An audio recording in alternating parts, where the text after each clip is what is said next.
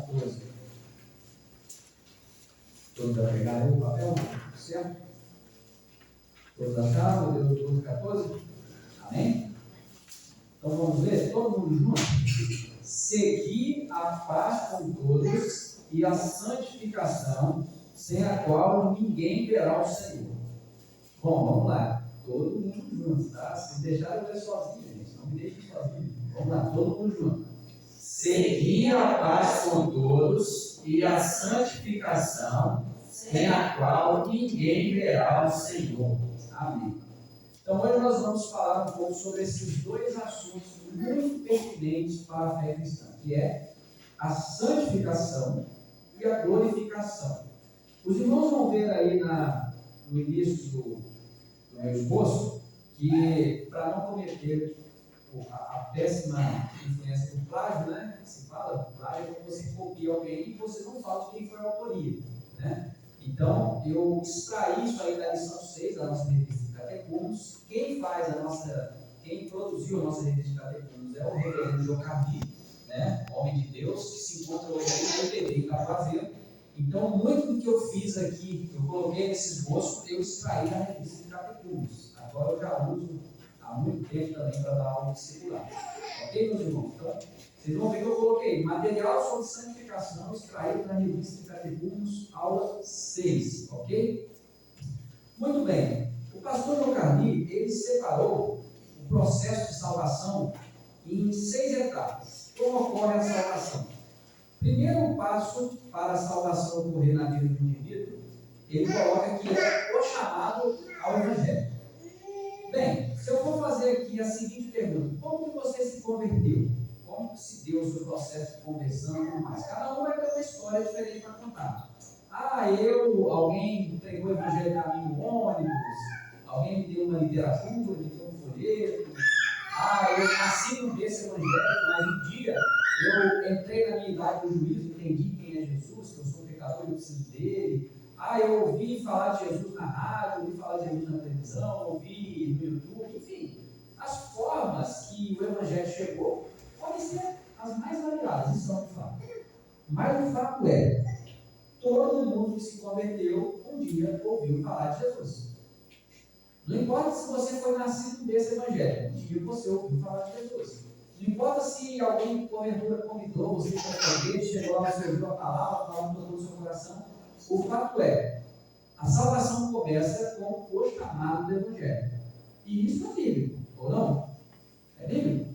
O próprio apóstolo Paulo diz: como ouvirão se não há quem pregue? Ou seja, isso é de suma importância. A salvação ocorre porque um dia nós ouvimos falar de Jesus. Um dia alguém saiu da zona de conforto dele, abriu a boca e falou de Jesus para nós. O Espírito Santo fez o restante do trabalho. Converteu, transformou, purificou, nos trouxe arrependimento, aplicou essa salvação no nosso coração.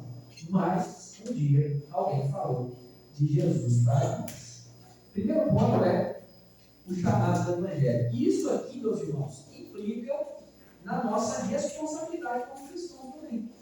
Se um dia alguém deixou a zona de conforto de lado para falar de Jesus para nós, biblicamente falando, temos ou não a obrigação de também levar adiante esse rico evangelho que salvou a nossa vida. Temos. Certo? Então, primeiramente, o chamado do Evangelho. Um dia nós ouvimos falar de Jesus. Graças a Deus por isso. Segundo ponto que ele cita aqui é a regeneração, o novo nascimento. O Espírito Santo, ele toca no coração de alguém de maneira salvadora. Esse alguém, ele nasce de novo, ele é gerado novamente. É o que Jesus falou para Nicodemos: necessário é nascer de novo. O que é nascer de novo? O que é alguém regenerado? Re é de repetição, generado, ou seja, gerado de novo, gerado novamente, criado novamente. O indivíduo, antes dele ser regenerado, ele tinha somente a sua natureza adâmica, a natureza que ele herdou de Adão, a sua natureza pecaminosa. Quando ele nasce de novo, Deus dá a ele um novo coração. Aquele indivíduo agora tem a natureza espiritual dentro de si. Agora ele tem dentro de si um conhecimento de que ele é um pecador. Um conhecimento de que por si só ele está condenado. E que ele precisa de um Salvador. E esse Salvador, obviamente, é o Senhor Jesus. Isso é regeneração. Regeneração, então, acontece quando o Espírito Santo dá ao indivíduo um novo coração. Uma nova mente. A mentalidade de um regenerado é diferente. O indivíduo ele tem uma outra mentalidade. Ele tem uma outra forma, a partir de agora, de enxergar a vida. Ou seja, isso é nascer de novo. Ok? Isso é nascer de novo. Novamente, novo coração, novo interior, implantado por Deus em nossas vidas. Deu para entender muito bem essa questão da regeneração, irmãos? Tem alguma dúvida aqui? Vamos caminhar devagar. Caso tiver dúvida, podem perguntar. Terceiro ponto. Logo depois do chamado do Evangelho da regeneração, vem a conversão. A conversão é a mudança de rota, é a mudança de direção, que são frutos visíveis, mudanças reais e palpáveis, né, tangíveis. Quando o indivíduo ouve o Evangelho, então o Espírito Santo entra no coração dele e faz com que ele seja gerado novamente, tenha novamente um novo coração. Esse indivíduo, ele enxerga em si próprio a sua miséria espiritual. Ele olha para si e diz, bom, realmente eu não tenho chance nenhuma de salvação, mas o Espírito Santo trouxe essa salvação, aplicou essa salvação à minha vida. E agora, uma vez salvo, uma vez que eu entendi quem eu sou e quem é Jesus, como que eu devo viver agora? Agora esse indivíduo ele passa a ter uma outra cosmovisão. O que é cosmovisão? Visão de mundo. A forma que ele enxerga o mundo muda completamente. A forma que ele enxerga a vida muda completamente. Agora, tudo que esse indivíduo fizer passa a ter Jesus como centro. Ou seja, digamos que o indivíduo, antes de conhecer Jesus, ele mentia, ele era mentiroso. Agora ele olha e diz, bom, agora que eu conheci Jesus, agora que eu conheço a verdade, eu enxergo a mentira como algo errado, como algo que ofende a Deus. Então eu não posso mais continuar mentindo. Ele para de mentir. Digamos que esse indivíduo era desonesto nos negócios. Ele olha para a roda da vida dele, bom, até hoje eu vivi na desonestidade. Eu era um homem que não era confiável. Mas agora que eu conheci Jesus, eu sei que isso desagrada a ele. Então eu preciso passar a ser um homem honesto. Ou seja, conversão, meus irmãos, é isso. O indivíduo ele reconhece a sua miséria espiritual, ele sabe que ele não pode mais viver da mesma forma, e então ele muda a rota da sua vida. Conversão é isso, é mudança de rota, é mudança de postura, de caráter. É a forma que ele passa a viver a vida agora, tendo Jesus como base. Ou seja, e eu já disse isso antes, tudo que o indivíduo agora faz, ele faz pensando em agradar a Deus. E tudo que o indivíduo não faz, ele não faz para não desagradar a Deus. Ou seja, Deus é o fator determinante da vida dele agora. Deus é o guia da vida dele agora. Agora ele vive em prol de Cristo. Antes ele vivia em prol de si mesmo. Antes ele não pensava assim, será que o que eu estou fazendo? Será que o que eu estou fazendo está agradando a Deus ou não? Ele não pensava nisso antes. Ele não se importava em ofender a Deus. Ele não se importava se Deus estava aprovando ou não. Agora não. Agora é diferente. Agora esse indivíduo pensa em Cristo em todas as atitudes dele. Por quê? Ele é um convertido. Conversão, meus irmãos, me chama muita atenção quando a gente fala, por exemplo, sobre trânsito. Conversão à esquerda, a parte do acostamento. O que é conversão à esquerda? Você está andando nessa direção e você vai convergir à esquerda, convergir à direita. Ou seja, é você mudar a rota da sua vida.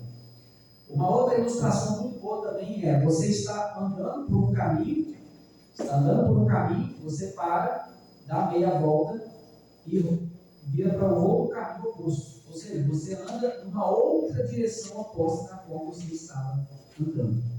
Conversão, meus irmãos, é nada mais nada menos que a autenticação do novo nascimento. A prova real e cabal que o indivíduo realmente nasceu de novo é a forma que ele vive hoje. É a forma que ele leva a vida dele. Eu sou um crente, eu sou convertido, eu sou cristão. Ok, como você está vivendo? Quais são as suas atitudes? Qual é o seu modo de vida? A forma que você enxerga a vida e vive a vida. É isso que determina realmente se alguém se converteu, ok? Ficou alguma dúvida aqui, gente? Nenhuma? Lembrando que os frutos de uma conversão real, eles são visíveis, ok? A gente entra aqui de novo naquela parte do código de disciplina da igreja presbiteriana que fala sobre o fórum externo e o fórum íntimo. Que hoje se tem por aí a dizer, não, eu sou convertido sim, você não conhece meu coração, só Deus pode me julgar. E realmente, meus irmãos, o fórum íntimo de um indivíduo, que é o coração, só Deus pode julgar, ninguém chama de coração do ser humano. Agora, o fórum externo, as atitudes dele, demonstram como está o coração dele, certo? Então, veja, não faz sentido dizer assim, eu sou crente, eu sou convertido, eu sou cristão, mas aí eu vivo de uma forma estranha ao cristianismo bíblico. Eu tenho atitudes corriqueiras da minha vida que contrariam as escrituras. Isso é sinal de que eu ainda não sou convertido. E possivelmente eu ainda não nasci de novo. Quarto ponto aqui, meus irmãos, é a justificação. A justificação é pela fé no Senhor Jesus. A partir do momento em que o indivíduo crê, ele é justificado. Então, nós estudamos, acabamos há pouco tempo de estudar o livro de Romanos, e em Romanos vai falar em alto bom som que a justificação é somente pela fé no Senhor Jesus. Agora, é importante a gente dizer que a Bíblia nos fala sobre dois tipos de fé. A teologia interpreta dois tipos de fé. Existe a fé, que é a fé natural, a fé comum, que é aquela fé que o indivíduo diz assim, não, eu tenho muita fé em Deus, eu creio em Deus. Ok, mas de que forma você está vivendo a sua vida? Você realmente está vivendo como um servo de Deus? Aquele que tem uma fé comum, ele só acredita que Deus existe. Ele tem fé que as coisas podem dar certo, que Deus pode curar, que Deus pode salvar, que Deus pode transformar. Só que ele não aplica essa fé de uma forma que eu tenho fé e eu vou viver de acordo com a vontade de Deus. A fé salvadora, meus irmãos, é a fé que leva à regeneração, à conversão. A fé salvadora é aquela fé, eu creio que Jesus é o Salvador, então eu entrego a minha vida a Ele. O resultado da fé salvadora é literalmente o novo nascimento, a conversão. Quando isso acontece, quando o indivíduo crê dessa forma, ele é então justificado. Isso não quer dizer que o indivíduo já é naturalmente justo. Ele continua sendo pecador. Mas por Cristo e em Cristo ele é então justificado. A justiça de Cristo, que foi feita na cruz, é colocada na conta daquele indivíduo, certo? Próximo ponto aqui, que o autor cita, como ocorre a salvação, ele vai falar sobre a santificação. A natureza adâmica, a natureza que nós herdamos de Adão, a natureza pecaminosa, ela não sai do cometido. Por isso, a necessidade de santificação. Bom, aqui entra alguma confusão muitas das vezes. Né? As pessoas pensam assim, bom, mas se alguém nasceu de novo e agora Deus deu ele um novo coração, era para ele fazer somente o que é certo, né? Então não é mais. Mas o fato de você ter agora dentro de você uma natureza espiritual que pende por fazer a vontade de Deus, a natureza adâmica que você herdou de Adão, pecaminosa, ela não sai de dentro de você, ela continua lá. E agora você está vivendo uma batalha espiritual todos os dias, com você mesmo. Um lado, uma parte de você quer fazer tudo que agrada a Deus. Outra parte diz assim, pra quê? Isso aí não precisa disso não, vive do jeito que você quiser mesmo. Então você vai viver com essa batalha dentro de você todos os dias. Todos os dias. Qual é a diferença de um verdadeiro convertido para alguém que não é, uma vez que todos pecam? Já verdade para mim, Marcelo. Se todo mundo peca, então não era para ninguém ser salvo, porque todo mundo peca. E qual a diferença de um convertido para um não convertido? Sendo que um convertido é pecador e um não convertido também é pecador. Bom, são perguntas válidas, legítimas. Não acho que sejam perguntas legítimas. Primeiramente, que salvação não é pela quantidade do pecado que você deixou praticar. Salvação não é por causa que eu deixei de fazer coisas erradas, por isso sou salvo. Eu fiz coisas corretas, por isso sou salvo. Não. Salvação é somente por causa de Jesus e do que ele fez na cruz. Ponto. Independentemente de quantas vezes você pegou e deixou de pecar. É só pela graça de Cristo. Esse é o primeiro ponto. Mas qual seria então a diferença de um convertido para um não convertido? Uma vez que ambos pecam. A diferença é que o convertido, ele não é dominado pela natureza adâmica dele. A natureza adâmica pecaminosa está lá. Ele peca de vez em quando? Peca. Ele peca. Mas aquilo domina ele? Não. Deus dá a ele uma coisa chamada domínio próprio. Ele se domina. Ele não é alguém que não se contém, que não se controla. Já o indivíduo que não é convertido, ele não se preocupa se está ou não ofendendo a Deus. Ele peca deliberadamente. Eu sei que é errado, eu continuo fazendo normalmente, tranquilamente, sem sentir culpa e vida que segue. Essa é a diferença, percebe?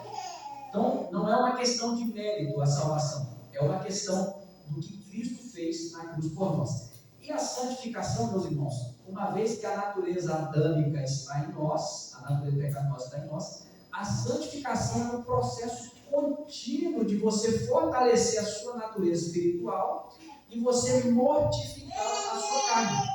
É o que Paulo disse lá em Romanos 12:1. Não vos conformeis com esse século, mas transformai-vos pela renovação da vossa mente. Ou seja, é você não se conformar, você não se amoldar, é você não se encaixar nesse padrão secular. É você ser o contrário do mundo. Lá no mundo a mentira é uma coisa comum, mas para mim, que sou crente, não é comum. Lá no mundo ser desonesto é uma coisa comum, mas para mim, que sou cristão, não é comum. Lá no mundo é isso, lá no mundo é aquilo. Então, você vai ter uma postura, um modo de vida diferente. A forma desse mundo não vai te dominar. E aí a santificação, ela é um processo que dura desde o momento em que você se converteu até Jesus voltar, ou até você morrer. Porque a natureza carnal, a natureza pecaminosa não vai sair de dentro de você, só quando Jesus voltar, certo? Antes disso não vai. Então, o que você tem que fazer? Viver como alguém que realmente está em guerra. Porque você está em guerra, eu estou em guerra. Nós estamos em guerra. Ao contrário do que muitos pensam, o cristianismo não é comodismo. O cristianismo é uma religião que exige muita disciplina e força de vontade, senão a sua natureza pecaminosa vai te engolir. Vai te engolir. Basta ler Romanos 7, quando Paulo vai falar ali sobre a lei da sua mente que o faz escravo da lei de Deus e a lei dos seus membros que o faz escravo da lei do pecado. Ele chega a dizer assim: miserável homem que sou, quem me livrará do corpo dessa morte? E a resposta: Jesus Cristo. Somente dele eu consigo vencer essa batalha. Então, meus irmãos, não se assustem com a batalha interna que cada um de nós temos dentro de nós, porque isso é bíblico, isso é um processo que vai perdurar enquanto a gente viver. O último ponto aqui da salvação é a consumação de todas as coisas, que é a glorificação. Quando ocorrerá a glorificação? Quando vai acontecer, meus irmãos, a glorificação? Digam para mim. Quando nós chegarmos no céu, né? Nós chegarmos no céu. Quando Jesus voltar.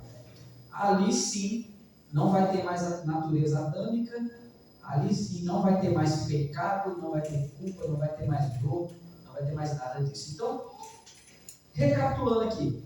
Como ocorre a salvação? Chamado do Evangelho, regeneração, novo nascimento, conversão, justificação, santificação, glorificação. Bom, aí alguns às vezes perguntam assim: o que ocorre? Isso ocorre em que momento da vida do indivíduo? Qual momento que o indivíduo ele é regenerado, ele é convertido, ele é salvo? Se a gente for olhar do ponto de vista do tempo de Deus, que é o Kairos, isso já aconteceu desde toda a eternidade.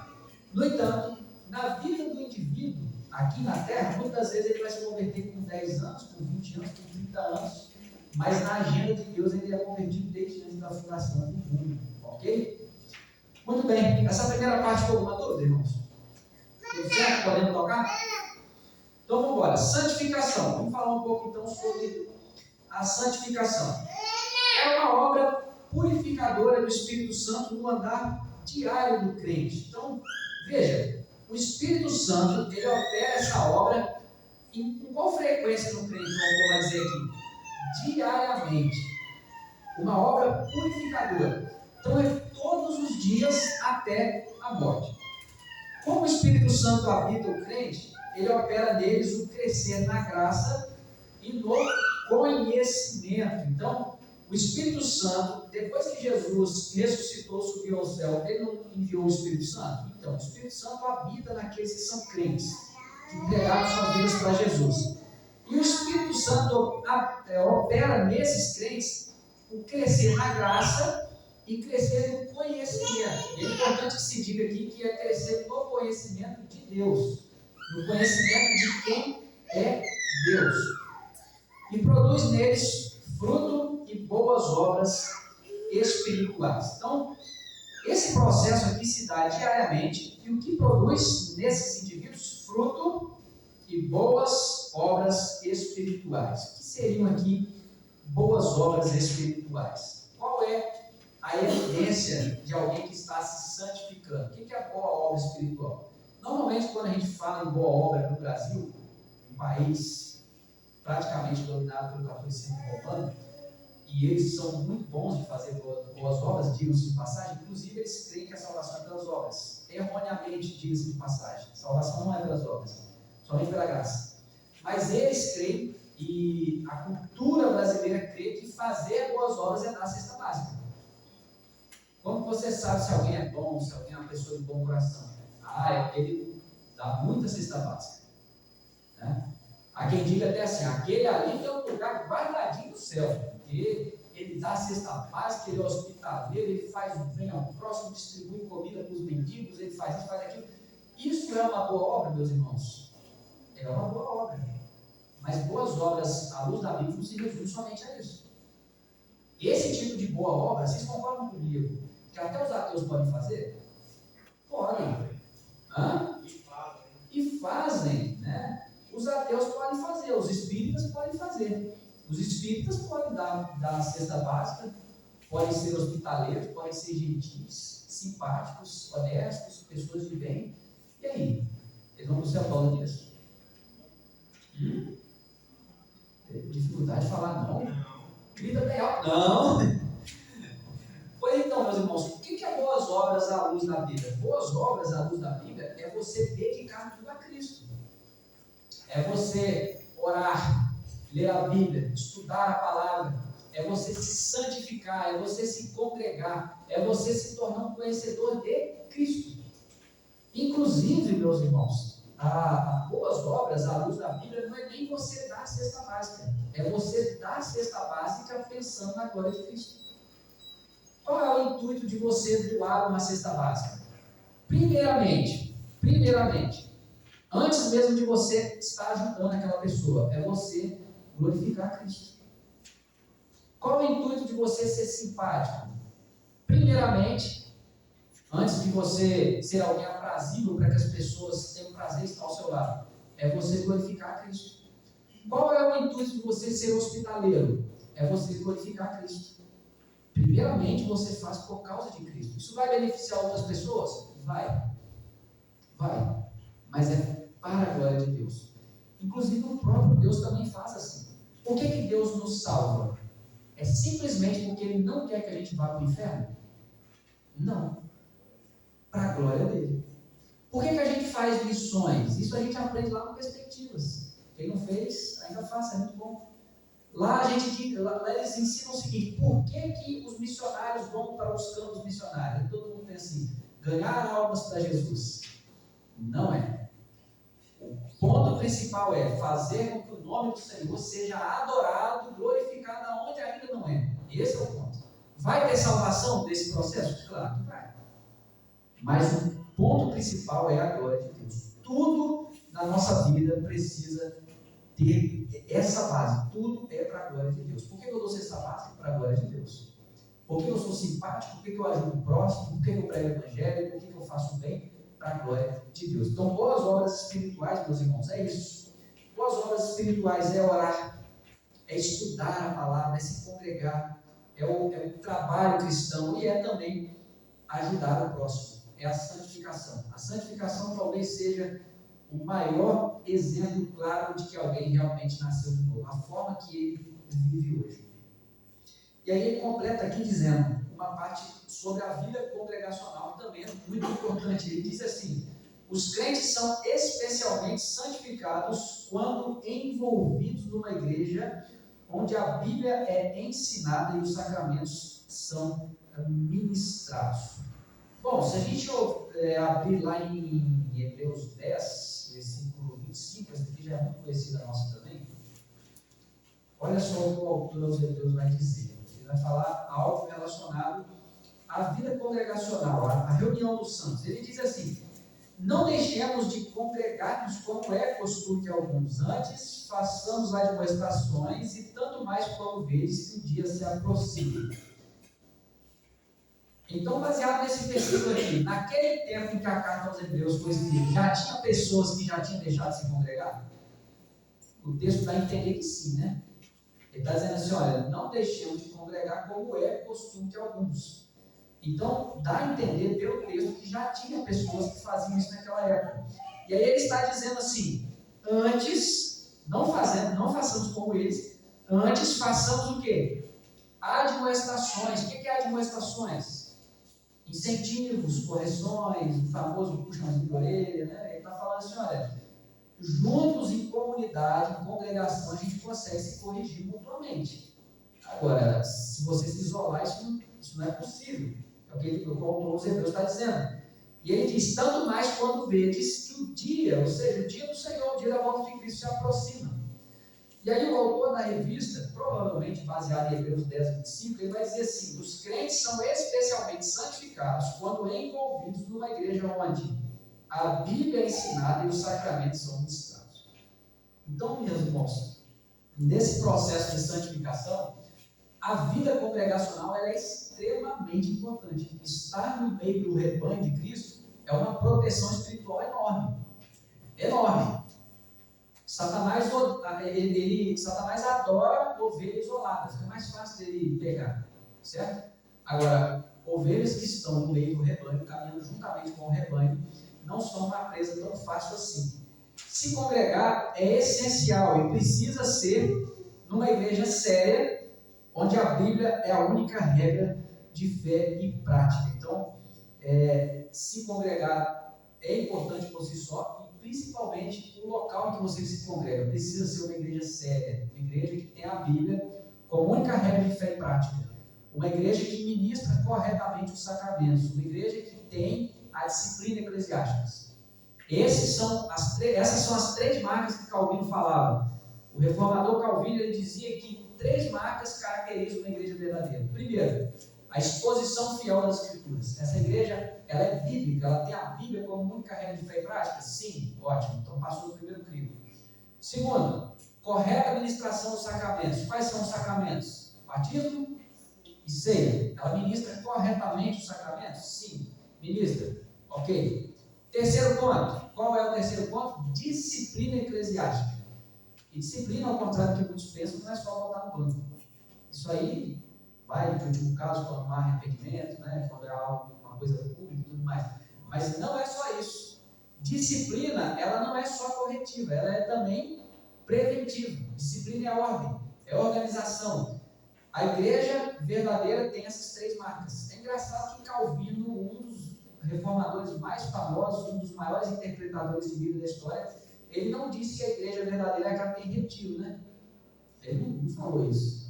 Passeio dos jovens, almoço, depois da escola dominical, embora tudo isso seja legítimo e é muito bom, eu também gosto, tá? Mas isso não caracteriza a igreja verdadeira, não. Igreja boa é que tem exposição das Escrituras. Igreja boa é que tem disciplina eclesiástica, tem ordem. Igreja séria. Igreja boa é que ministra corretamente os sacramentos. E numa igreja assim, meus irmãos, nós somos santificados quando nós estamos envolvidos em uma igreja assim. Amém? Santo significa separado.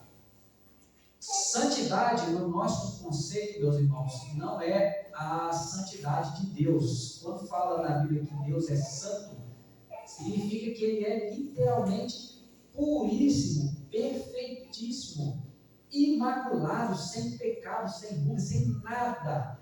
Esse é Deus, mas santidade, no nosso conceito, é no sentido de separado. Separado de quem para quem? Separado do mundo para o uso exclusivo de Deus. Isso é ser santo. Então, quando alguém te mandar, o nosso pastor costuma fazer isso, ele, bom dia, santo. Ele não está querendo dizer que eu sou perfeito, e nem que você, se porventura, já mandou mensagem para você assim. E não é pecado, sabia, chamar alguém de santo? Olá, meu santo irmão MacGyver. Quer dizer que o MacGyver, ele está separado do sistema do mundo, e ele está vendo, glória a Deus por isso. Isso não quer dizer que ele deixou de ser um pecador, ele está separado, certo? Então, santo significa separado. O crente é separado do mundo por uso exclusivo de Deus. A santificação é um processo de separação contínua desse mundo. E aí, meus irmãos, é importante a gente dizer que o crente nunca será perfeito nessa vida, porque é um processo contínuo. Se fosse possível alcançar a perfeição nessa vida, então, assim que a perfeição fosse alcançada, Deus iria nos arrebatar. Obviamente, claro que não, ninguém vai alcançar a perfeição nessa vida. Só alcançaremos a perfeição quando Jesus voltar e nos regenerar em corpo glorificado. Não é possível alcançar a perfeição nessa vida. Vou virar a folha aqui, que eu gostaria de trazer, compartilhar com os irmãos, nas Institutas de Calvino. Isso aqui eu não anotei para os irmãos aí não, mas eu vou ler para que os irmãos estejam acompanhando. Ele falando sobre esse processo de santificação, prestem muita atenção no que ele diz. No livro 3, capítulo 12, ele diz o seguinte: porque se o Senhor quisesse entrar em juízo conosco, nem sequer um justo dentre 1000 poderia subsistir diante dele. Por isso, ainda que tenhamos avançado muito, estamos longe da perfeição. E quanto mais nos aproximamos de Deus, mais vemos a imundícia que ainda há em nós. Então, veja, é uma frase muito forte, né, que Calvino disse. Ele vai dizer que nenhum entre 1000, se Deus realmente fosse entrar em juízo conosco. Marcelo, vem cá que eu vou prestar conta com você. Eu e você aqui agora, e você vai ter que dar conta de tudo. Se Deus fosse fazer isso, meus irmãos, eu estava perdido. Eu e qualquer um de nós aqui, obviamente. Sem Jesus, qualquer pessoa que for passar diante do tribunal de Deus, está perdido. Não tem chance. No livro 3, capítulo 14, ainda nesse tema santificação, ele diz o seguinte: mesmo as melhores obras dos santos estão manchadas e contaminadas, pois o que há nelas de bom vem do Espírito de Deus, mas o que há de mal vem de nós mesmos. Se Deus quisesse julgar com rigor, nenhuma obra se sustentaria. Essa aqui é pesada demais, principalmente para quem já é pai e mãe. Aí você olha e fala assim: olha então, quer dizer que aquele dia que eu levantei 4 horas da manhã, meu filho estava passando mal, perdi minha noite de sono, levei no médico, no outro dia acordei cedo, fui trabalhar, fiz isso tudo, pensando no bem-estar do meu filho. Quer dizer então que essa obra não foi perfeita ainda? Olha só o que ele diz no final: se Deus quiser julgar com rigor, nenhuma obra nossa se sustentaria. Quer dizer então que nem essa boa obra que eu fiz em prol do meu filho, do bem-estar dele, ela é uma obra 100% pura? E o que vocês acham? Nem essa.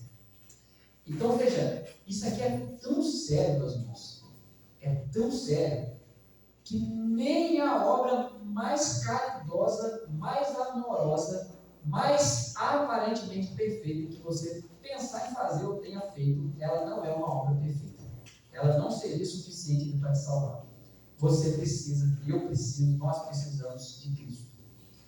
No livro 1, capítulo 11, ele fala uma das frases mais clássicas dele, que é: o coração humano é uma fábrica de ídolos. Né? Então aqui ele não está chamando ninguém necessariamente de idólatra, mas o coração humano ele já tem uma tendência natural à idolatria. E se a gente parar para pensar, todo pecado, querendo ou não, ele é uma idolatria. Porque você está momentaneamente deixando de amar a Deus acima de todas as coisas para amar uma outra coisa. Então é uma idolatria. O coração humano é uma fábrica de ídolos. No livro 3, capítulo 14 ainda, ele diz assim: não somos justificados pelas obras, nem pelo arrependimento, nem pela santidade. Somos justificados unicamente pela misericórdia de Deus e pela justiça de Cristo que nos é imputada. Então aqui é aquela velha história da causa e o efeito. Qual é a causa da nossa justificação? É Cristo e a sua obra salvadora. Qual é o efeito? Qual é o resultado prático da justificação na nossa vida? É o arrependimento, as boas obras, a confissão de pecados, o abandono dos pecados, a santidade, a santificação. O que Calvino está dizendo aqui também é muito sério. Ele está dizendo aqui que não é o arrependimento, não é você confessar os seus pecados, não é você abandonar os seus pecados, não é você fazer boas obras que te salvam. Embora o salvo faça tudo isso. Calvino não está dizendo aqui que quando você pecar, você não deve se arrepender. Ele não está dizendo que quando você pecar, você não deve confessar o seu pecado. Ele não está dizendo que você não deve fazer boas obras. Ele está dizendo que não é isso que te salva. O que te salva é só Jesus e a obra dele na cruz. Isso é só um efeito da justificação na sua vida. Essa parte ficou clara, meus irmãos?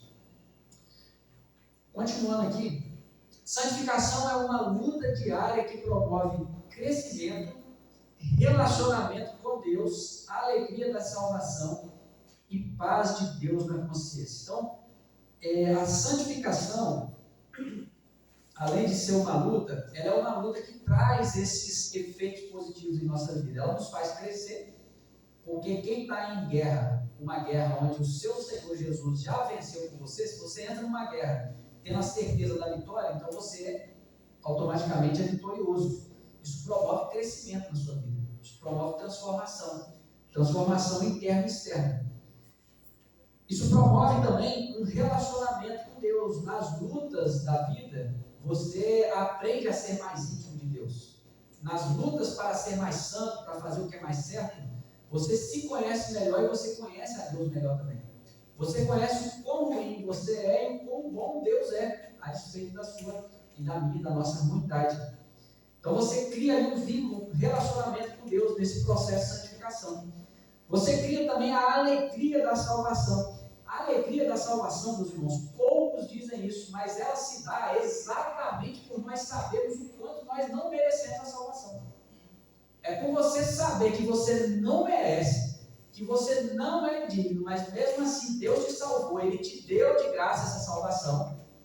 Esse é o motivo da alegria, que deixa a gente até constrangido.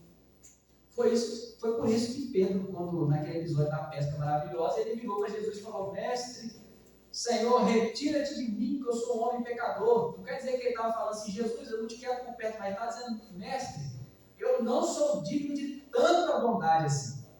Percebe, irmãos? A salvação provoca esse efeito em nossas vidas. É por isso, meus irmãos, que não faz sentido um crente viver triste, deliberadamente triste. E eu não estou dizendo aqui que não vai ter episódios na sua vida que vai causar tristeza e tudo mais. Claro que não. Tem dia que você vai estar triste, tem dia que acontece uma coisa aqui e lá que vai te deixar triste. Mas o que eu estou dizendo, meus irmãos, é que via de regra o cristão é feliz, porque a alegria da salvação é insuperável. Não tem tristeza que supere ela. Não tem, né? Então veja, o cristão, ele via de regra é feliz, ele tem a alegria da salvação. E a alegria da salvação, ela não depende da condição financeira, ela não depende do estado atual do indivíduo financeiro, da prosperidade que ele tem, se ele mora numa casa boa ou ruim, se ele tem um carro bom ou não. Ela depende simplesmente dele reconhecer quem ele é e quem Cristo é. Deus promove isso no processo de santificação. E também fala aqui sobre a paz de Deus na consciência limpa, consciência tranquila, saber que os pecados estão perdoados, estão cravados na cruz. Isso traz uma paz imensa. Já pensou, meus irmãos, se Deus escolhesse assim, não perdoar os seus pecados? Se ele olhasse para você e dissesse: quer saber? Perdoa. Se ele quisesse fazer isso, ele seria justo por isso, nós merecemos o perdão dele. No entanto, ele escolheu, segundo o bom conselho da sua vontade, nos perdoar e cancelar os nossos pecados. Isso aí traz uma paz imensa na nossa consciência. E pode parecer que não, mas ter paz na consciência vale mais do que ter milhões de dólares na conta. Então, vale muito, muito mais. Por último aqui, a santificação é a evidência de um salvo. Uma vez que santificação é uma batalha, agora nós vamos aqui vem algumas dicas para esse processo tão importante. Embora seja um processo que todos nós passemos, ele não é um processo fácil. Lutar contra a nossa natureza pecaminosa não é algo fácil. Então, segue algumas dicas para vencer esse processo. Primeiro, mapeie áreas da sua vida que são pontos fracos e trabalhe na direção contrária. Meus irmãos, ser um expert, um PhD em teologia, realmente são para poucos. Eu não cheguei lá ainda, estou muito longe disso. Se Deus quiser, amém. Se Deus não quiser, que eu seja amém também. Mas o fato Romanos 1 deixa muito bem claro que Deus ele se manifesta a todo ser humano de duas formas. Está falando aí sobre os gentios que não conhecem a Deus. Primeiro, está falando sobre a consciência. Deus se manifesta através da consciência e também através das coisas que foram criadas. O que Paulo estava querendo dizer com aquilo ali? Ele está querendo dizer que todo ser humano tem um tribunal moral dentro de si. Quando ele faz algo que é errado, ele pode até não se arrepender, ele pode até não pedir desculpa, ele pode até não se contristar por causa daquilo, mas ele sabe que é errado. Quem colocou essa consciência lá dentro da mente dele que aquilo é errado? O próprio Deus. Para que ninguém seja indesculpado no último dia. Então, quando o indivíduo se converte, Deus dá a ele, entre tantas coisas, a capacidade dele mapear áreas da vida dele que são pontos fracos. Por exemplo, imagine um indivíduo que se converte, e a dificuldade dele quando ele não era crente era bebida alcoólica. Ele se converteu, Deus libertou ele da bebida alcoólica. Louvado seja Deus, amém? Mas seria prudente ele passar perto de um bar? É melhor passar bem longe, não é mesmo? Seria prudente ele aceitar um convite para um churrasco onde vai ter bebida alcoólica? É melhor que ele nem chegue perto, não é mesmo? Por quê? Porque a fraqueza dele é bebida alcoólica. Imagina alguém que antes de se converter era muito fofoqueiro. E fofoca é um pecado que a Bíblia diz que a alma de Deus abomina. Deus odeia a fofoca. Imagine que esse indivíduo era fofoqueiro, mas ele se converteu. Seria prudente ele sentar ali na rodinha das sentinelas para ficar batendo aquele lero ali que sabe que está falando da vida dos outros? Melhor que ele faça não se assentar ali. Então veja, você fechar brechas. Imagine que o indivíduo antes de se converter, a dificuldade dele era com lascívia, com sensualidade. Então, você vai andar nas ruas de Nova Rosa da Penha, a cada 10 mulheres, 8 estão vestidas com muito pouco pano. É melhor que ele nem olhe. Vira a cara para o outro lado. Finge que está dando forte, finge que nem está dando. Então veja, tomar atitudes drásticas. O meu ponto fraco é esse, então eu evito. Eu passo longe, eu não quero. Evita. Pecado a gente não vence enfrentando. Pecado a gente vence fugindo. Fugindo dele e se aproximando de Cristo. Inclusive, santificação é isso, meus irmãos. Santificação não é simplesmente você deixar de fazer coisas erradas. É você deixar para se aproximar de Cristo. Porque tem ateus que não fazem essas coisas erradas que a gente falou aqui, mas eles não creem em Cristo. Santificação é você deixar de fazer para agradar a Cristo e para se aproximar de Cristo, amém? Então, mapeie áreas da sua vida que são pontos fracos. Eu sei que você está entendendo exatamente o que eu estou falando. E trabalhe na direção contrária. Passe bem longe do pecado. Não brinque, não flerte com o pecado, porque eu não sou e você também não é forte o suficiente para flertar com o pecado e permanecer em pé. Se a gente flertar, a gente vai cair certamente. Segundo ponto, regue sua vida com oração, jejum e Bíblia. Jejum, possivelmente não, mas oração e Bíblia precisam ser uma prática diária. Meus irmãos, quando nós falamos de oração e Bíblia, e principalmente a oração sozinho, sem ninguém por perto, a coisa mais difícil de fazer do mundo é a oração. Certo? Os 10 primeiros minutos, então, parecem as batalhas mais terríveis. Eu também tenho essa dificuldade.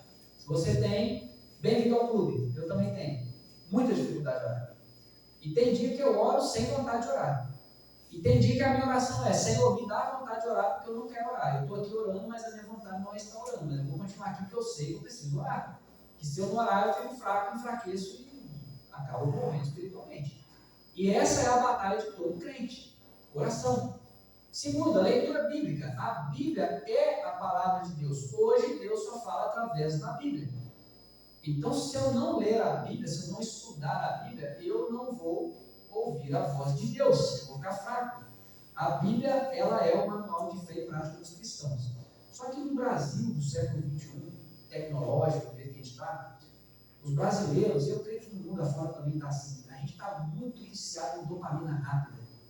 É aquela coisa de abre o celular, shorts, vai passando, rolando tela, porque a gente quer dopamina, é distração rápida, é entretenimento rápido. Já percebeu que ninguém mais tem paciência, por exemplo, para assistir um vídeo de 10 minutos, uma explicação de algo sistemático de 10 minutos? Ninguém tem mais paciência. Ninguém tem paciência mais, por exemplo, para pegar. Você empresta um livro de 80 páginas para alguém, daqui 3 meses pergunta: como é que está lá a leitura? E ninguém começou a ler ainda. Ninguém tem paciência para ler mais hoje. Ninguém tem paciência, por exemplo, para parar numa igreja evangélica, seja ela qual for, e ficar ali 40 minutos sentado, prestando atenção numa pregação. Tem um pastor da Coreia do Sul, que ele veio aqui no Brasil um tempo atrás, e ele disse que ele ficou espantado, porque lá na Coreia a cultura é a cultura da leitura, né? O povo lá é devorador de Bíblia, eles gostam muito da questão da meditação, da reflexão, de parar, prestar atenção. No Brasil, ele veio aqui e ficou escandalizado. Ele falou assim: os crentes no Brasil não sossegam. Eles começam a dar coceira neles na hora da pregação, eles ficam agoniados, eles não conseguem sentar no banco, prestar atenção 40 minutos e parar para refletir. E aí, meus irmãos, onde eu quero chegar com tudo isso? Infelizmente, essa tendência tem afetado a nossa frequência da leitura bíblica, sabia disso? E a Bíblia, ela não veio só para ser lida, ela é para ser lido e meditado, mas a gente já não consegue, a gente está tão acelerado que assentar numa cadeira, ler 30 minutos de Bíblia e ficar mais pelo menos 30 minutos ali conversando com Deus e fazendo nossas meditações, parece uma coisa torturante, não parece? A gente não consegue mais, não tem mais concentração para isso. Aí você coloca um celular, um TikTok aí na mão de uma criança, para você ver se não fica o dia todo. Coloca um celular e um Instagram na mão do adolescente para ver se não fica o dia todo ali, vidrado. Por que a gente não faz isso com a Bíblia? Por que a gente não lê bons livros de reformadores, biografias, históricos? Por que a gente não lê bons livros teológicos, de teologia densa, igual esse aqui que foi citado, as Institutas de Calvino? Por que a gente não consegue fazer isso? Porque o nosso cérebro está viciado em dopamina. E o inimigo aproveita disso. Ele aproveita das novas tendências. Então, meus irmãos, devemos abrir mão da tecnologia? Claro que não, de forma nenhuma. Ela pode ser bênção em nossas vidas. Ela é bênção. Mas se usadas da maneira correta. Se a gente não vigiar, vira uma armadilha. E eu faço esse alerta aqui essa noite.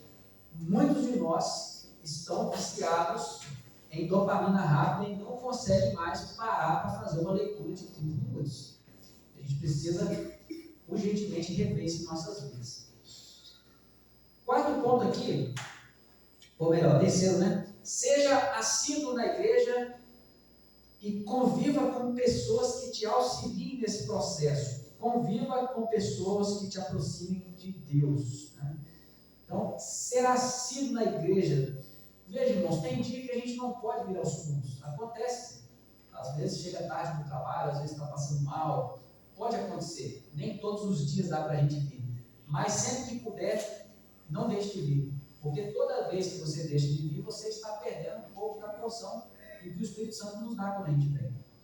E a gente está estudando a revista, a famosa Noiva de Cristo, que fala sobre a igreja, e lá vai mostrar que a igreja é o meio ordinário onde Deus escolheu para dispensar os meios de graça. Você vai querer ficar de fora de um negócio tão bom desse? Não dá para ficar de fora. Seja assíduo na igreja e conviver com pessoas que te auxiliem no processo da santificação. Conviver com pessoas que te aproximem de Deus. Veja, você pode ter relacionamento com tudo quanto é tipo de classe de pessoas, mas as pessoas que você mais convive no seu redor precisam ser pessoas que o assunto deles seja Jesus, seja a Bíblia, seja as coisas do reino celestial. Precisa ser pessoas que te levam para perto de Deus. Te levam para perto de Deus. Há poucos dias conversava com alguém e eu dizia assim: olha, Nós crentes, nós não somos melhores que ninguém. Se não fosse a graça de Deus em nossa vida, nós estaríamos perdidos também. Mas alguns ambientes para nós já não faz sentido, não encaixa, sabe? Um certo colega meu, há muito tempo atrás, ele me convidou para ir para uma festa de aniversário que ele ia fazer em um bar. E lá ia ter a cervejada, os funks, né? E ele chegou para mim, ele sem graça, né? A pessoa muito chegada a mim. Ô Marcelo, não é mal, não, mas eu não te convidei porque você é crente, você não vai. Eu falei assim, ô meu irmão, você acha que eu fico triste com isso? Pelo contrário, eu estou feliz demais. Eu acharia estranho se você tivesse me convidado. Estranho seria se ele me convidasse para ir para dentro de um bar onde ia ter funk, onde ia ter bebida. Então, veja, irmãos, não é que nós somos melhores, nós somos melhores do que aquelas pessoas que estão lá bebendo, ouvindo funk, fazendo atrocidades? Claro que não. A graça de Deus é que nos alcançou. Mas é que a gente não combina mais com alguns tipos de ambientes, alguns tipos de companhias. Esse é o ponto. Conviver com pessoas que te aproximem de Deus vai te ajudar muito nesse processo de santificação. Última dica: evite o tempo ocioso, ocupe a sua mente com as coisas de Deus, ok? O que é ociosidade? Ociosidade é ficar sem nada para fazer. E aí você, sem nada para fazer, começa a ocupar a mente com o celular, com a televisão, com o computador, com isso, com aquilo. Ocupe a sua mente com as coisas de Deus. Tinha um homem lá do século, não sei se 17 ou 18, Richard Baxter, ele era um puritano, ele dizia: o diabo odeia o homem ocupado, porque o homem ocupado não tem tempo para ele. E obviamente que Richard Baxter estava falando sobre homens que estavam ocupados com a palavra de Deus, né? Homens que estavam ocupados com a oração, com a Bíblia e tudo mais. E os puritanos, meus irmãos, provavelmente eles não serviriam para pastorear as igrejas de hoje. Porque Richard Baxter, ele ia visitando todas as casas ali dos seus membros, ele visitava casa em casa, ele chegava lá e ele dizia: por que você faltou no último culto? Por que você não participou da última ceia? Tem algum pecado escondido que você queira confessar? É assim que ele chegava. Já pensou fazer isso hoje, no Brasil do século XXI? Ele te expulsa da casa. É perigoso até você responder um processo. Claro, hoje, nos tempos mudaram, a gente não faz mais isso. Mas era desse jeito que funcionava. O sistema dos puritanos era assim. E os puritanos, eles tinham esse nome por causa de um apelido pejorativo que eles receberam. A princípio, eles queriam andar correto, eles queriam fazer o que era certo. E as pessoas começaram a olhar e dizer: ah, lá os puritanos. Isso aí, a princípio, né, foi um apelido jocoso, um apelido ruim que eles receberam. Mas depois de um tempo, passou a ser orgulho para eles. Que bom ser puritano, né? Gente, com esse mundo do jeito que está aí afora, ser chamado de puritano, eu ainda não tive a honra, espero ter um dia. Deve ser uma honra imensa, né? Esses textos bíblicos, meus irmãos, depois vocês podem ler em casa, esse papel aí de vocês mesmos, eles vão falar bastante sobre esse processo aí de santificação, ok? Agora nós vamos falar sobre glorificação. A glorificação, ela é o produto final desse processo de salvação. A glorificação, ela se dará quando Jesus voltar. Vamos dar uma olhada lá em Romanos 8. Romanos 8, 29 e 30. Alguém lê para a gente, por favor. Porquanto aos que de antemão conheceu, também os predestinou para serem conformes à imagem de seu Filho, a fim de que ele seja o primogênito entre muitos irmãos. E aos que predestinou, a este também chamou. E aos que chamou, a este também justificou. E aos que justificou, a estes também glorificou. Então, olha só. Aos que de antemão conheceu, também os predestinou para serem conformes à imagem de seu Filho. Que filho ele está falando aqui? Jesus. Conformes à imagem de seu Filho. Jesus já havia ou não ressuscitado aqui nessa altura do campeonato? Sim, ele havia. Então, conforme a imagem de seu Filho, é conforme a imagem de Cristo ressurreto, glorificado, certo? Para serem conformes à imagem de seu Filho, a fim de que ele, Jesus, seja o primogênito entre muitos irmãos. Ou seja, assim como Deus, o Pai, ressuscitou Jesus, não mais em um corpo com as limitações físicas decorrentes do pecado, Jesus não pecou, mas em seu corpo ele trouxe consequências do pecado, as limitações físicas do pecado. Ele sentiu fome, sede, ele se entristeceu, ele sentiu dor e ele morreu fisicamente. Isso é ou não é consequência do pecado? É, mas Jesus não pecou. No entanto, quando Jesus ressuscitou, ele foi ressuscitado em corpo de glória, em corpo glorificado. O autor está querendo dizer aqui que Jesus, nós fomos predestinados para ser conforme a imagem de Jesus, a fim de que ele seja o primeiro nessa perspectiva de ressuscitar glorificado, e nós também ressuscitaremos. Ah, mas a ressurreição de Lázaro, aquilo ali não foi o Lázaro, ele não ressuscitou em corpo glorificado. Ele ressuscitou no mesmo corpo e depois ele morreu novamente. Não vai ser o caso quando nós ressuscitamos. Nós ressuscitaremos, mas nós não ressuscitaremos mais no corpo físico, limitado pelas limitações do pecado. Ressuscitaremos em corpo incorruptível, transformado. Ok? Deu para entender essa parte, irmãos? Seguindo aqui a leitura, a glorificação, ela se dará na consumação de todas as coisas quando Jesus voltar. Haverá ressurreição e novos corpos incorruptíveis.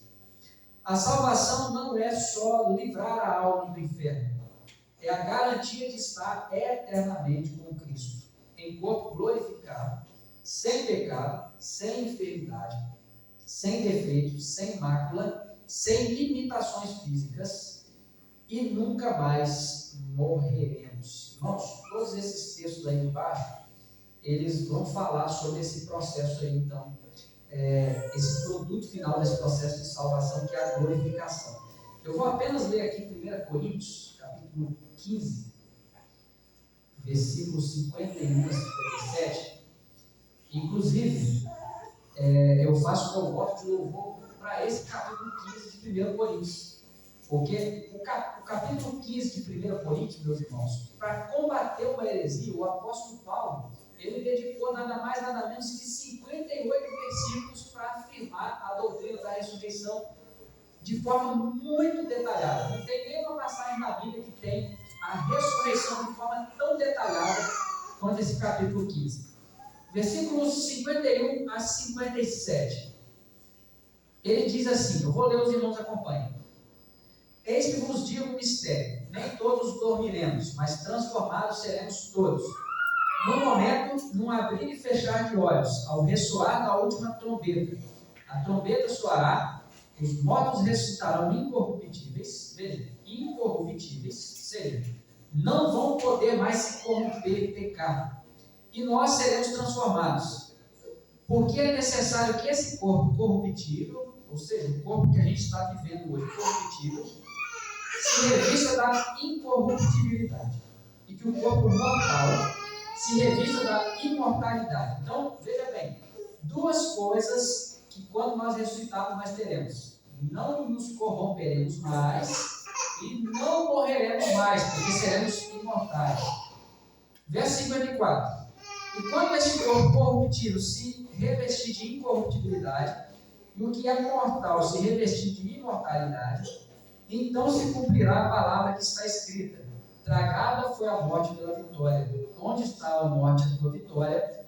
Onde está a morte, o teu aguilhão? O aguilhão da morte é o pecado, e a força do pecado é a lei. Graças a Deus que nos dá a vitória por intermédio de nosso Senhor Jesus Cristo. Amém. Meus irmãos, então esses serão os benefícios da glorificação. A última reflexão aqui, para a gente encerrar, benefícios da glorificação. Nós viveremos em um mundo transformado. A queda não trouxe só consequências para a raça humana, ela também amaldiçoou o mundo. O mundo é amaldiçoado. Por que há essas tempestades incontroláveis? Por que há terremotos, maremotos, tsunamis? Por que há a destruição da camada de ozônio, as mudanças climáticas? Tudo que você vê, porque o mundo foi amaldiçoado pela queda. Só que quando Jesus voltar, diz a palavra do Senhor que haverá um novo céu e nova terra. sem a presença do pecado, sem a maldição do pecado. Ou seja, viveremos em um mundo perfeito, perfeito, que não vai se degradando aos poucos. Outro benefício da glorificação: não haverá mais morte. A morte é consequência do pecado. Depois que nós ressuscitarmos, não seremos mais pecadores, logo, não morreremos mais. As enfermidades são consequências do pecado, não são? Como não haverá pecado, não haverá mais enfermidade. A dor é consequência do pecado, não é? Como não haverá pecado, não haverá mais dor. Então será sim a vida perfeita. Alguns esperam a vida perfeita aqui nessa terra, né? Eu, como evangelista e pregador da palavra de Deus, digo: não se iludam, porque aqui ninguém vai ter vida perfeita. Esquece essa ideia, que isso é barco furado. Você vai se frustrar. Agora, lá no céu, eu te garanto, biblicamente falando, que lá a vida vai ser perfeita. E ao lado do Senhor Jesus. Então lá não vai ter mais dor, não vai ter mais envelhecimento. O corpo humano não vai também envelhecendo. Não vai ter doenças, não vai ter mais ansiedade. Gente, não vai ter crise de ansiedade lá. Meu Deus, vai ser bom demais, né? Não vai ter medo, não vai ter insegurança, não haverá pecado e nem consequências dele. Assim será a glorificação. Corpos transformados, vivendo em um mundo transformado, com a presença eterna do Senhor Jesus. Amém? Então, meus irmãos, fechamos aqui essas 4 aulas de discipulado que a gente deu, né? Quem é Deus, quem é o homem, redenção, santificação e glorificação. Espero que essas palavras tenham tocado profundamente em nossos corações e que a gente prossiga nesse processo até Jesus voltar, até que Ele venha. Amém? Alguma pergunta, alguma colocação? Então vamos orar para encerrar? Soberano Deus, graças